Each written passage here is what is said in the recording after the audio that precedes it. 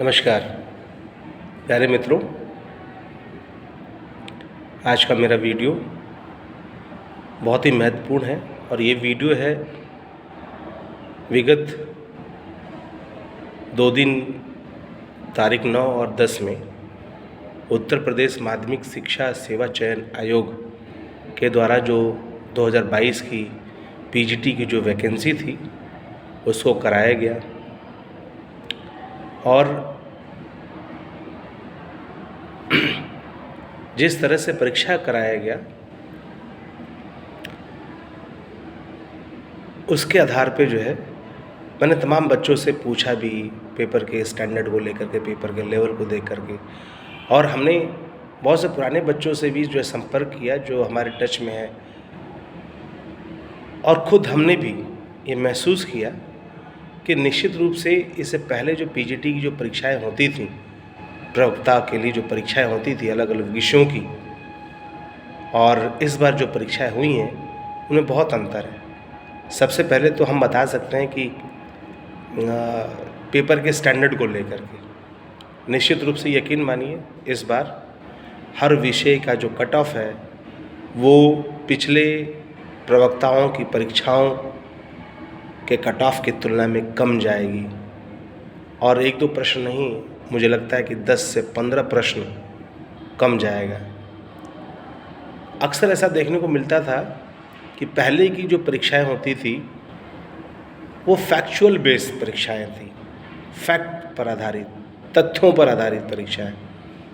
उसमें अमूमन हर बच्चे की स्ट्रेटेजी होती थी कि वो परीक्षा से पहले 5,000, 7,000, 8,000, 10,000 प्रश्नों को सॉल्व करके जाएगा और परीक्षा में अच्छे से वो करेगा। होता भी यही था। 5 से 7,000, 8,000 प्रश्नों को तैयार करके आप जाइए तो निश्चित रूप से जो है परीक्षा में वो रिपीट होते हुए प्रश्न आपको दिखेंगे। लेकिन इस बार की परीक्षा में, चूँकि ये परीक्षा जो है 4 साल बाद हो रही है और 4 साल के बाद इसके आवेदन 2022 में लिए गए थे, परीक्षा 2026 में हो रही है, 4 साल बाद परीक्षा हो रही है। सीटों की संख्या नॉर्मली 650 के आसपास है, आपको पता है। प्रवक्ता में सभी विषयों की जो सीटें हैं वो 650 के आसपास है। आवेदन आप मान के चलिए कि लगभग 4 लाख, 4.25 लाख के आसपास जो आवेदन हुए थे, इन सभी जो है विषयों के सापेक्ष में सीटें आपके पास 650 हैं। उसमें पर्टिकुलरली अगर आप विषयवार अगर यदि आप जानकारी लेना चाहें तो आप मुझसे पूछ सकते हैं। मैं कमेंट आप लिखेंगे तो मैं बता सकता हूँ डिटेल से। लेकिन जनरल वे में जब हम बात करते हैं तो हम ये देखते हैं कि इस बार के परीक्षा का जो स्तर है वो काफ़ी स्टैंडर्ड है, काफ़ी ऊंचा है।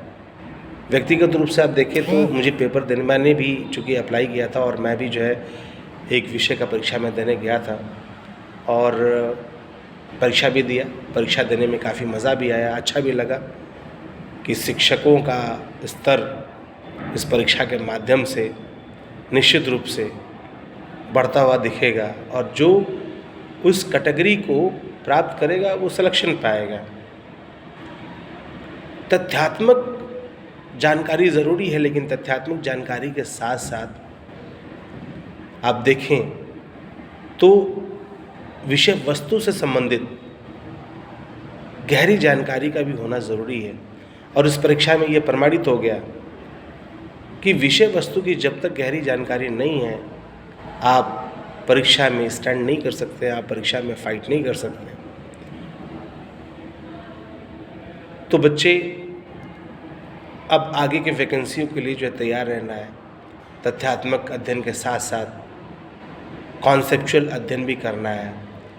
फैक्ट के साथ साथ कॉन्सेप्ट पर अच्छी अंडरस्टैंडिंग बनानी है और विषय को गंभीरता से और गहनता से पढ़ना है। हालांकि निश्चित रूप से जो लोग परीक्षा दिए हैं वो इस ऊहापोह में है कि मेरिट कितनी जाएगी, कितनी रहेगी। तो एक जनरल अनुमान है बच्चे कि इसकी मेरिट बहुत ज़्यादा नहीं जानी है। जहाँ 425 में से पिछले बार 340 से लेकर के 350-55 के आसपास मेरिट थी। इस बार आप देखेंगे तो मुझे लगता है कि 10 से 15 प्रश्न आप कम कर लीजिए। 10 से 15 प्रश्न यदि आप कम करेंगे तो लगभग 35 से लेकर 50 नंबर तक का डिफरेंसेज आ जाता है। तो इस बार आप देखेंगे तो जिसके भी 285, 290